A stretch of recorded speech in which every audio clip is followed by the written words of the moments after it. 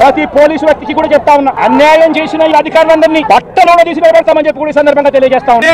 జగన్మోహన్ రెడ్డి గారు ఒక దళిత యువకుడిని పోలీసు స్టేషన్ పెట్టి శిరోమండనం చేసిన పోలీసుల మీద మాట్లాడుంటే రాష్ట్రం అంతా లేచి నిలబడి వేల ఇద్దరు, లేదా డాక్టర్ సుధాకర్ గారిని రోడ్డు మీద ఈడ్చి కొట్టి చంపిన పోలీసులు ఎవరైతే ఉన్నారో వాళ్ళని మీరు ఇలాగే కనుక వారం చేసి ఉంటే జనాలు పూల హారతలు అర్పించండి. మీరు ఈ రోజున ఎవరి కోసం బెదిరిస్తున్నారు సార్? మీరు అసలు మీరు స్టార్టింగ్ నుంచి చేసిన తప్పే ఇది. ఎవరైతే అవినాష్ రెడ్డి గారు వివేకానంద రెడ్డి గారు మాటలో ఉన్నారని తెలిసిన తర్వాత మీరు ఆయన వెనకేసుకొచ్చి మొత్తం మర్డర్ కేసు మీరు ఎత్తి పెట్టుకున్నారు. ఏమో మీకు సంబంధం ఉందా లేదా నాకు తర్వాత విషయం. వల్లభనేని వంశీ అతని నేర చరిత్ర ఈ రాష్ట్రంలో తెలియని వాళ్ళు లేడు. అతను మహిళల పట్ల ఎంత కించపరిచి మాట్లాడతాడు. ఎందుకు మీ భార్య గారిని భారతమ్మ గారిని కూడా ఎంతో దారుణంగా మాట్లాడాడు. అతను మీ చేత చాలా హింసలకు గురయ్యాం, కేసులు భరించాం. మేమే భారత వదినమ్మ అన్నాం తప్ప ఏ రోజు ఆవిడ మేము కించపరిచి మాట్లాడలేదండి. అలాంటి భారతి గారిని కూడా కించపరుస్తూ మాట్లాడిన వ్యక్తి కోసం ఈ రోజు మీరు వచ్చి పోలీసులు బెదిరిస్తారు, కోర్టులో తిస్తాను. కానీ లోకేష్ గారు బెదిరించారు. ఇప్పుడు డాక్టర్ సుధాకర్ గారి పక్షాన దానికి కారణమైన వ్యక్తులతో ఆయన పోరాడు. మీరేం చేస్తున్నారు? ఎవడైతే క్రిమినల్ ఉన్నాడో, ఎవడైతే కిడ్నాపర్ ఉన్నాడో ఆడి తరపున మీరు చేస్తారండి ఫైటింగ్. ఇక్కడ సుబ్రహ్మణ్యం చంపేసిన అనంతబాబు పక్షానేమో మీరు ఉంటారు, సుబ్రహ్మణ్యం కుటుంబం పక్షాన లోకేష్ గారు ఉంటారు. బాధితుల తరపున ఉండాలండి, అంతేగాని బాధించిన వాళ్ళ తరపున ఉండకూడదు. మీరు